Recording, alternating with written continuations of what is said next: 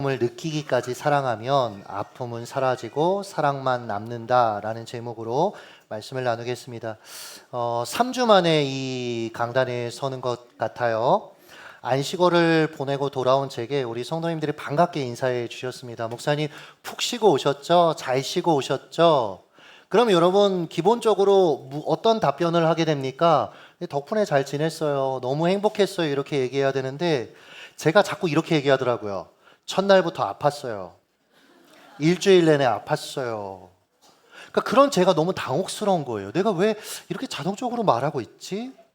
상대가 무안했겠다 막 이런 마음도 들고, 작년 12월 말에 겪었던 심리적 데미지가 있었다라는 건 아마 어렴풋이 아실 겁니다. 이게 어느 정도 이제 시간 안에서 저는 해소가 되고 가라앉았다라고 생각을 했는데, 이게 이제 긴장이 풀리면서, 그러니까 요번에 성도님들하고 대화하다 보니까 교수님들 중에서 이제 7년 되면 연구년 안식월 보내시는 분들이 있잖아요. 1년 내내 아프신 분들도 있다고 그러더라고요. 그러니까 긴장이 풀리는 거죠. 그러면서 수면 아래 가라앉았던, 그냥 눌러놨던 당시 어떤 경험이 제 몸과 마음에 여전히 영향을 미치고 있다라는 것을 직면하는 시간을 그렇게 보내야 했습니다. 당시 기억과 감정이 고스란히 느껴지는 어떤 악몽, 사춘기 소년도 아닌데 그런 악몽도 꾸고요. 불쑥불쑥 찾아오는 어떤 불안감이 막 목을 조르는 것 같은 그런 느낌들도 받았습니다. 사람을 더 신뢰하거나 사랑할 수 없다라는 생각, 더는 마음을 주고 싶지 않다라는 자기 방어 기제가 저를 계속해서 그 기간 동안 잠식해 들어갔습니다. 적당한 어떤 거리를 둔 채 사람들과 관계하고 싶은 유혹이 드는 거예요. 마음 없이 그냥 기능으로만 제가 해야 될 역할만 하고 싶다라는 마음도 들었습니다. 냉소가 찾아온 거예요. 가슴에 냉소가. 여러분 어떠십니까? 한때 내가 속한 조직, 회사에 대한 어떤 기대, 특정 사람에 관해 기대했지만 그 기대가 충족되지 않았어요. 오히려 실망했고 이 과정에서 느꼈던 어떤 배신감, 환멸감 혹은 받은 상처로 인해 냉소적으로 굴고 냉소적으로 여러분 변한 그런 여러분 삶을 살고 계시지는 않습니까? 기대가 실망이 되고 건넨 사랑이 상처로 돌아올 때 우리는 냉소적으로 살고 싶은 유혹에 빠지게 됩니다. 이때 내뱉는 말들이 있더라고요. 됐어. 다 필요 없어. 나랑 무슨 상관이야. 어쩌라고. 내버려둬. 이 상태가 되면 우리는 상황의 어두운 측면만 보려고 안간힘을 쓰는 사람처럼 행동합니다. 물론 자신은 그렇지 않다고 모든 일의 이면을 꿰뚫어 보는 정확한 분석력과 해석력을 가지고 있다고 착각하면서 말이죠. 이렇게 되면 내가 마주한 상황 가운데 주어진 하나님의 은혜의 가능성들, 좋은 것들을 보지 못해요. 예를 들어서 여전히 나를 지지하는 사람들이 있거든요. 여전히 하나님 주신 건강이 있습니다. 평범한 일상이 있습니다. 여러분 어렸을 때는 특별함을 추구했지만 이제는 여러분 아시지 않아요? 많은 분들이 평범함이 정말 특별한 거예요. 평범하게 살아갈 수 있다면 이것만큼 좋은 게 없다라는 여러분 마음이 들 때가 얼마나 많이 있습니까? 기도, 예배, 찬양, 아니 이 모든 가치 있는 것들조차 비교 불가인 하나님, 그 하나님이 나와 함께 계시건만, 즉 우리가 조금만 고개를 돌려도 내 삶을 새롭게 하고 감사할 수 있는, 그래서 지금의 상황을 버텨낼 수 있을 뿐만 아니라 감당해낼 수 있는 좋은 것들이 내 삶 가운데 있건만 그저 안 좋은 것만 보고 부정적으로 생각하고 행동하고 결정하며 살아가는 오류에 빠질 수가 있다는 거예요. 삶을 대하는 자세가 냉소적인 사람들은요, 뇌와 몸을 연구하는 재미있는 결과를 제가 최근에 보게 됐는데, 냉소적인 사람들은 몸 안에 염증 수치가 높대요. 우리가 냉소적으로 변하면 이런 말 하잖아요. 나 삶에 염증을 느꼈어. 이 조직에 염증을 느꼈어. 맞는 말이에요, 여러분. 냉소가 찾아오면 글자 그대로 몸에 염증 반응이 일어나서 몸이 안 좋아집니다. 특별히 심장병이나 치매에 걸릴 확률도 굉장히 높게 올라간다고 하더라고요. 즉 냉소적인 태도는 단순히 삶을 대하는 태도 정도가 아니라 자신의 건강과 삶을 망가뜨리는 태도다라는 것이죠. 물론 우리 중 누군가는 이렇게 항변하고 싶을 겁니다. 목사님, 나라고 비관적인 시선을 가진 사람이 되고 싶어서 이렇게 됐을까요? 목사님도 나처럼 온갖 쓴맛을 다 맛보고 나면 그렇게 쉽게 말하지 못할 거예요. 나도 원래 이런 사람 아니었어요. 현실이, 사람이, 상황이 나를 이렇게 바꾼 것뿐입니다. 이 지점에서 우리는 자신에게 질문해야 합니다. 정말 100% 상황이 나를 이렇게 만든 걸까요? 나에게만 상처와 아픔을 삼켜야 하는 상황이 발생하는 것일까요? 영국 바이오뱅크가 일반인 15만 7천 명을 대상으로 한 연구가 있는데 이런 겁니다. 일반인 2명 중에 1명은 살면서 재난적 외상을 겪는다라고 합니다. 재난적 외상의 카테고리가 있어요. 갑작스러운 어떤 공격, 강도, 강간, 생명을 위협하는 사고, 질병, 전쟁, 주변의 폭력적인 상황. 우리는 굉장히 우리하고 멀고 특별한 어떤 일이라고 생각하지만 그렇지 않다라는 거예요. 2명 중에 1명은 이 일을 겪으며 살아간다라는 겁니다. 이런 상황을 겪은 사람들은요, 내 의지와 상관없이 너무나 어려운 일들, 그런 일들을 겪어내야 했기 때문에 그런 외상적 경험을 통해서 무기력함 혹은 회의적인 생각, 대표적인 게 어차피라는 생각이라고 하더라고요. 사랑해봤자 어차피 배신당할 텐데, 노력해봤자 어차피 물거품이 될 텐데. 그러나 여러분 기억하십시오. 다 냉소에 빠지는 건 아니에요. 다 냉소에 빠지는 건 아니라는 거예요. 나치의 잔인한 강제 수용소 생활을 전전하면서 생존한 사람이며 신경정신과 의사였던 빅터 프랭클린 박사, 그의 책 죽음의 수용소에서 그가 이렇게 말했습니다. 읽어드릴게요. 자기에게 남은 마지막 빵 조각까지 다 주워버렸던 사람들을 기억할 수 있다. 물론 그런 사람들은 극소수였다. 그러나 그들은 만족할 만한 증거를 제시해준다. 한 인간에게서 모든 것을 다 빼앗을 수 있으나 단 한 가지 빼앗을 수 없는, 그것은 인간의 마지막 자유, 즉 어떠한 환경에 놓이더라도 자신의 태도를 선택하고 자기만의 방식을 선택할 수 있는 자유다. 여러분 이걸 좀 편하게 풀어볼까요? 예가 굉장히 많더라고요. 여러분 야구 좋아하십니까? 야구? 저 야구 엄청 좋아하고 제가 누구 팬인지 이제 아시잖아요. 하나 이글스 팬입니다. 시즌 초반에 7연승을 달리면서 1위를 찍었어요. 이러면서 나영석 PD가 그쵸? 이글스 팬들 불러다가 차태현 이런 사람들 불러다가 토크도 하고 저도 오랜만에 직관을 갔어요. 막 난리가 났습니다. 근데 지금은 언제 그랬냐는 듯이 최하위권을 맴돌고 있어요. 그래서 또 야구 안 봐요. 그래서 대체제로 최강 야구를 보기 시작했습니다. 다시.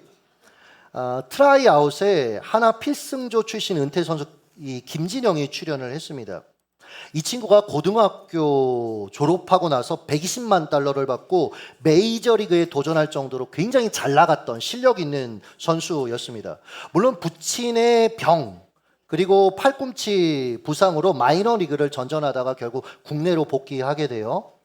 열심히 또 갈고 닦다가 2001년쯤에 하나 필승조가 됩니다. 그러니까 이제 얘가 좀 빛을 보나 했어요, 팬들은. 근데 돌연 그만뒀습니다. 알고 보니까 백혈병에 걸린 동생을 위해 자기 골수 이식을 해줘요. 근데 이 과정에서 야구를 더 이상 할 수 없게 됐더라고요. 여러분 이 정도 되면 나는 왜 이렇게 되는 게 없어? 내 가족들은 왜 번번이 내 발목을 잡는 거야? 이런 식으로 생각하고 반응해도 이상하지 않은데 이 김진영 선수가요, 최강야구 입단 테스트 인터뷰에서 이렇게 말하더라고요.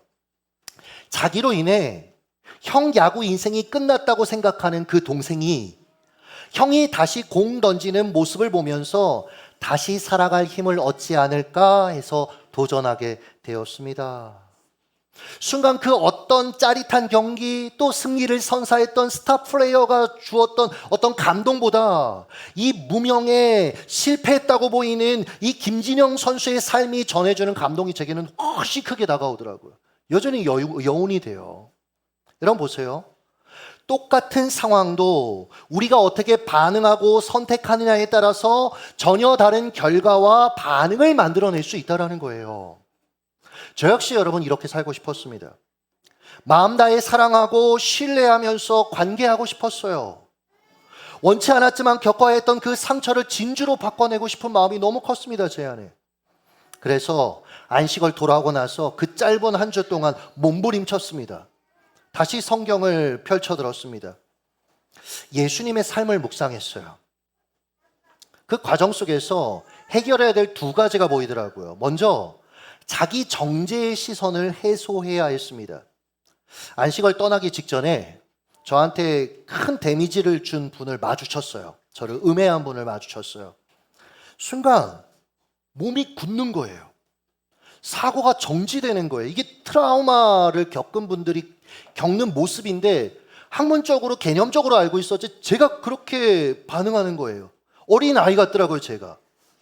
그러면서 실제로 제가 공감하게 됐어요. 아, 지속적인 폭력에 노출된 사람들이나 어떤 어려움들을 겪는 사람들이 왜 저 사람한테 착취당하지? 제가 이런 마음이 좀 있었거든요. 아, 그럴 수밖에 없구나. 무기력해지는구나, 그 앞에서. 그가 아무리 힘이 있어도, 내가 아무리 더 성장했어도 그게 이제 안 되는구나. 이런 기분은 정말 저를 불쾌하게 했습니다. 절망스럽게 만들더라고요. 피해자는 난데 왜 내가 그 사람을 보면서 내가 왜 굳어야 되지? 내가 왜 이렇게 무기력한 모습을 직면해야 되지? 상대는 아무 문제 없다는 듯이 저렇게 웃고 있는데, 게다가 안식월을 통해 회복하겠다라고 그렇게 말해놓고 교회에는 여전히 이 문제와 씨름하는 제가 너무 한심해 보이는 거예요, 스스로. 통영아, 너 목사잖아.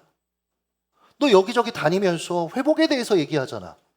근데 대체 너는 언제까지 이럴 거야? 그러다 지난 화요일입니다. 십자가 고난 앞에서 고뇌하는 예수님의 모습을 읽게 됐어요. 마태복음 26장 38절 한번 읽어주시죠. 시작. 이에 말씀하시되 내 마음이 매우 고민하여 죽게 되었으니 너희는 여기 머물러 나와 함께 깨어 있으라 하시고. 여러분, 고난을 대하는 예수님의 태도가 어떻습니까? 마음이 매우 고민하여 죽게 되었으니. 예수님도 어려움 앞에서, 고난 앞에서 괴로워했다라는 거예요. 그분도 내 마음이 지금 괴로워서 죽을 지경이었다라고 토로했다라는 거예요. 그리고 제자들에게 요청하셨죠. 38절, 너희는 여기 머물러 나와 함께 깨어 있으라 하시고. 여기, 지금 여기, 나와 함께 내 곁에 머물러. 여기 고난으로 아파하는 자신을 향해 혹은 다른 이를 향해 우리가 보여야 될 삶의 태도가 담겨 있더라고요. 부탁합니다. 고통 중에 있는 자신을 향해 빨리 회복하라고 여러분 다그치지는 마십시오. 그런 느끼는 감정은 잘못된 거라고 여러분 그렇게 말하지 마십시오. 언제까지 그렇게 있을 거냐고 여러분 정죄하지 마십시오. 다른 이를 향해서도 마찬가지입니다. 누군가 고통당하고 있다면 그가 왜 이런 고통을 겪고 있는지 분석해주고 해답을 제시하려고 하기보다 하나님 보셔야죠. 하나님 붙들어야죠. 아니요, 여러분, 이 말 전에 그와 함께 있어주세요. 예수님이 우리와 함께 계셔 주셨듯이. 위로의 친구들의 홈페이지에 올라와 있는 글귀입니다. 제가 소개해 드린 적 있어요. 읽어 드릴게요. 제발 내게 슬픔을 완전히 극복했는지 묻지 말아주세요. 나는 결코 완전히 극복할 수 없을 겁니다.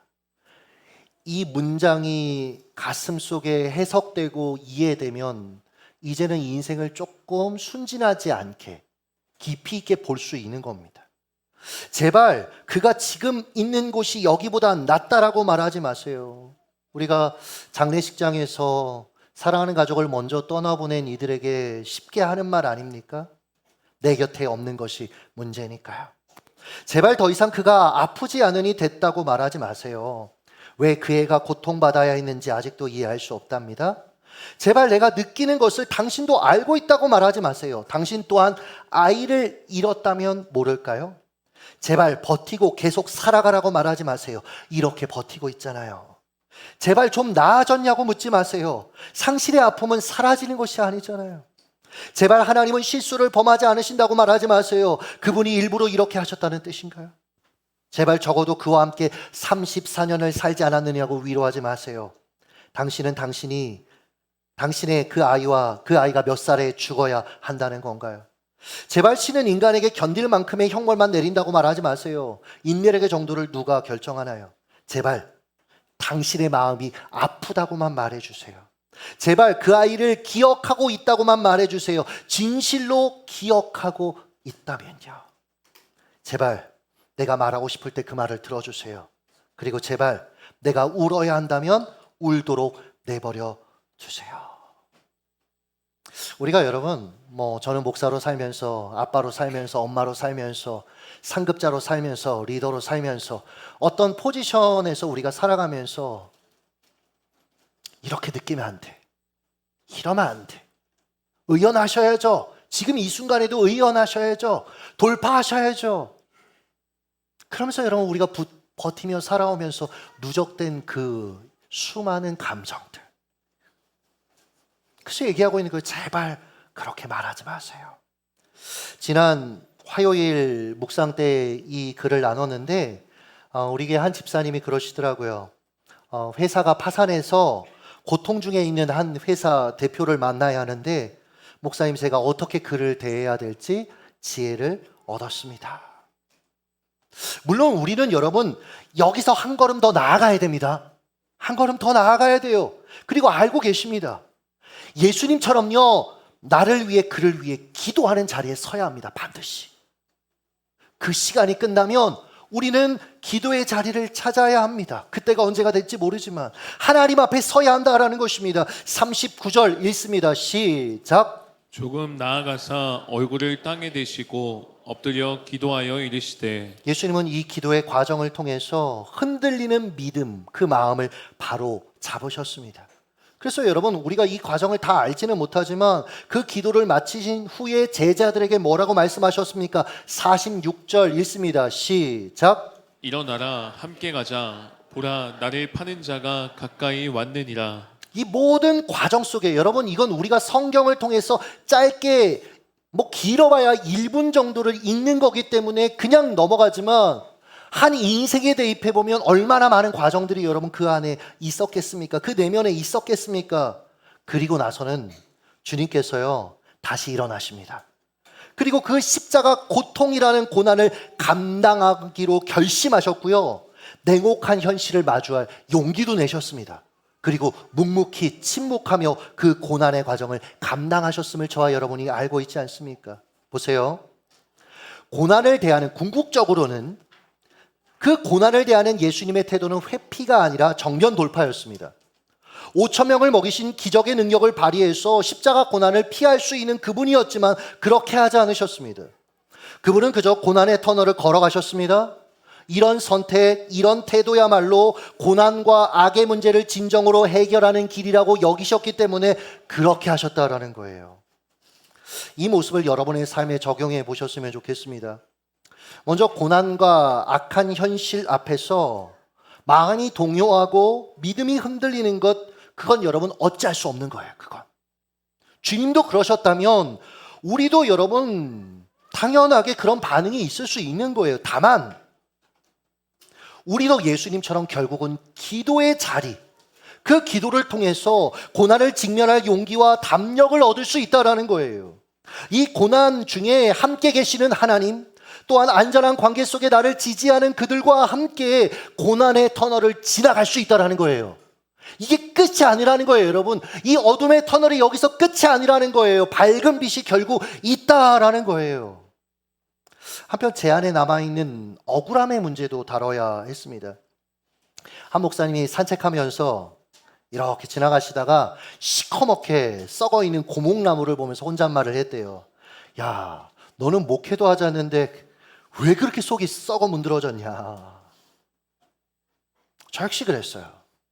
속이 타들어가는 것 같더라고요. 정말 타들어가는 것 같아요. 상처라는 어두운 터널을 기도하며 통과는 하겠지만 제 마음을 아프게 했던 이는 방치해버리고 싶었어요. 그때 읽었던 한 문장입니다. 아픔을 느끼기까지 사랑하면 아픔은 사라지고 사랑만 남는다. 우리는 사랑하되 상대로 인해 내가 아픔을 겪는 건 원치 않는 경향이 있어요. 그렇죠?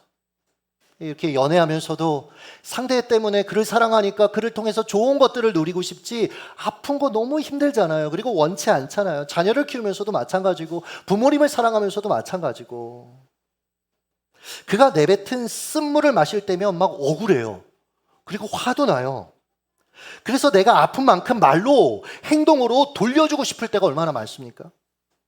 정죄의 말을 내뱉기도 하고 상대로부터 마음을 닫아버린 채 방치해버리기도 합니다. 그의 잘못을 폭로하고 싶고 그는 가해자요 나는 오직 피해자라고 규정하고 싶어질 때가 너무 많아요. 근데 여러분, 인생은 그렇게 순진하지 않고 단순하지 않습니다. 피해자인 나도 가해자일 때가 너무 많아요. 이걸 봐야 여러분, 우리가 하나님 앞에서 우리의 삶과 마음들을, 행동들을 잘 사실은 잡아갈 수 있더라고요. 최근에 소설 오두막을 다시 읽었습니다. 전 세계적으로 2천만 부 이상이 팔린 책이고 지금도 영화로도 만들어지고 회자되는 그런 책이죠. 신앙과 상처, 인생에 대해서 생각할 거리를 정말 많이 던져주는 책입니다. 그래서 다시 손에 잡았습니다. 다 읽고 나서 이 저자 윌리엄 폴 영의 삶이 굉장히 궁금한 거예요. 처음에 읽을 때는 이 책 자체가 굉장히 어렵잖아요. 흥미있지만. 그래서 책에 집중하다가 이번엔 좀 저자의 삶이 좀 궁금했습니다. 선교사의 자녀였더라고요. 선교사였던 아빠를 따라서 학교 이동만 13번을 했대요. 그리고 10살까지 살았던 뉴기니에서 있었던 일인데요. 원주민한테 성적 학대를 당한 거예요, 이 아이가. 청소년기에는 또 잠시 다니던 기숙학교에서 상급생한테 또 성적 학대를 당한 겁니다. 그는 이 모든 상처와 아픔을 억누르며 정상적인 삶을 살려고 발버둥 쳤어요. 우리가 그렇지 않아요, 여러분? 그 덕분에 이제 여러분, 그렇게 발버둥 쳐도 어디인가에서 새어나오거든요, 문제들이. 완벽주의적 성향을 갖게 됐고요. 일 중독에 빠졌고요. 이 외에도 여러 가지 문제들이 이 남자에게 있었지만 아무 문제 없다는 듯이 그냥 열심히 살았습니다. 결혼도 했고요. 그러다 38이 되던 어느 날 억눌렸던 상처와 아픔이 그 본 모습을 드러내요. 끔찍하게. 이 사건으로 그의 아내, 자녀들, 사랑하는 사람들이 상처받고 실망하고 아파해야 했습니다. 뭐였냐면 아내의 친구와 바람을 폈어요. 이메일 주고받는 게 아내가 회사에 왔다가 모니터를 보면서 알게 된 거예요. 이 사실을 알고 이 아내가 충격에 빠집니다. 근데 참 이 아내가 대단한 게 남편을 방치하고 떠나지 않아요. 11년 동안 남편이 회개하고 상담받고 치유되는 그 과정을 이 아내가 함께 했습니다. 이 과정에서 이 저자가 자신의 상처, 이 치유, 이 아픔의 치유의 이야기를 책으로 써야 되겠다 생각하게 됐고, 그래서 만들어진 게 오두막이라는 소설이었더라고요. 즉 2천만 부나 팔린 이 책이 나오는 데는 남편의 쓴물을 11년 동안 견뎌준 이 아내가 있었기 때문에 가능했다라는 거죠. 이 생각들이 정리되면서 제 머릿속에서 앞서 소개한 그 문장이 명확하게 와닿았습니다. 그전에는 와닿진 않았어요. 그냥 좋은 말이다 라고만 생각했지. 아픔을 느끼기까지 사랑하면 아픔은 사라지고 사랑만 남는다. 이것이 주님이 저와 여러분을 대한 방식이었습니다. 저와 여러분을 사랑하기 위해 십자가 고통을 느끼는 자리까지 가셨어요. 사랑했다, 내가 너를 귀하게 여긴다, 이게 아니고요. 그래서 아픔의 자리, 십자가의 자리까지 가셨던 겁니다. 우리의 죄의 쓴물을 견뎌주셨던 겁니다. 이사야 53장 5절입니다. 같이 한번 읽도록 하겠습니다. 시작. 그가 징계를 받음으로 우리는 평화를 누리고 그가 채찍에 맞음으로 우리는 나음을 받았도다. 아멘. 우리를 사랑하시는 그 분이 이 땅에 오셔서 어떠한 모습으로 삶을 살아가실지 이사야 선지자가 예언했어요. 근데 무엇입니까? 그가 아픔을 당해줌으로 우리가 나음과 회복과 자유를 누리게 된다라는 거예요. 그리고 우린 그것이 무엇인지 알고 있는 사람들입니다. 여러분, 주님이 그렇게 하셨기 때문에 그 결과 죄는 사라졌어요, 우리에게서. 그리고 예수의 사랑만 남았습니다. 그리고 우리도 누군가를 사랑하며 살아갈 수 있는 사람이 되었습니다. 순간 기도가 터져 나오는 거예요, 목양실에서. 주님, 저도 주님께 받은 그 사랑처럼 누군가의 쓴물을 견디어주는 사람 되게 해주세요. 제가 이게 싫었던 거예요. 이게 싫더라고요. 그 쓴물을 견디는 것 자체가 싫더라고요. 주님, 아픔을 느끼기까지 사랑해야 아픔이 사라지고 사랑만 남는다라는 이 역설을 저도 이제 삶으로 살아내게 해주세요. 그랬더니 참 이상해요. 사람 마음이. 그토록 고뇌하고 갈등했던 제 마음, 온통 까만색으로 칠해졌던 제 마음에 아주 이게 빛이 들어오면서 다시 사랑하고 싶은 마음이 막 생기는 거예요. 한동안 느껴보지 못했던 사랑의 마음이 내면에서 막 샘솟는 거예요. 제가 한동안 사람 만나는 것 자체가 두려웠거든요. 그래도 묵묵히 했어요. 강의도 하고 학교도 다니고. 근데 쉽지 않은 거예요. 마음이 계속해서. 근데 그 마음이 생기는 거예요. 그래서 제가 이번 주에 열심히 신방했잖아요. 여러분과 나는 작은 깨달음을 제 일상에 적용하면서, 그리고 여러분의 일상에 적용하면서 말씀을 맺겠습니다. 아이들을 키우다 보면 내가 쟤한테 도대체 뭘 잘못했길래 이렇게 무례하게 나를 대하냐? 이런 마음 들 때가 있죠. 짜증 좀 그만 내, 아들아. 네 물건은 이제 좀 알아서 챙겨. 네 인생이잖아. 알아서 할 때도 됐잖아. 초등학교 2학년이면 말하고 싶을 때가 있어요. 이번 한 주도 아이를 키우면서 그런 순간이 여러 번 있었어요. 그러니까 아빠로서의 삶이 감사가 안 되더라고요. 그냥 버텨내는 거지, 그냥 하는 거지, 이 감사가 안 되는 거예요. 아빠로서의 삶이. 그런데 앞서 여러분과 나눴던 일들을 통해서 하나님께서 제 마음을 새롭게 하셨어요. 그렇구나. 사랑은 아픔을 느끼는 자리까지 가는 거구나. 아빠로서 자녀를 키우면서 경험하는 어떤 아픔, 힘듦, 그건 너무나 당연한 거구나. 하나님이 나를 아빠로 부르신 건 이 아이들의 쓴물을 잘 견뎌주라고 부르신 거구나. 내가 이거 잘 감당해야 우리 아이의 가슴 속에 사랑만 남겠구나. 내 마음에도 아이들을 향한 사랑만 남겠구나. 우리 아이들도 제 쓴물을 견뎌줘야 될 시기들이 얼마나 많을까요, 사실은. 그 아이들이 또 견뎌주니까 제 안에 사랑이 남는 거고. 이제 눈을 들어서 여러분의 삶의 자리를 좀 보십시오. 내가 아픔을 느끼기까지 사랑해야 될 이들은 누구입니까? 그들을 향해서 여러분 다시금 다가가시고 다시금 사랑하시고 그 안에 예수의 생명력이 삶 가운데 경험되시기를 예수님의 이름으로 축복합니다. 기도하겠습니다.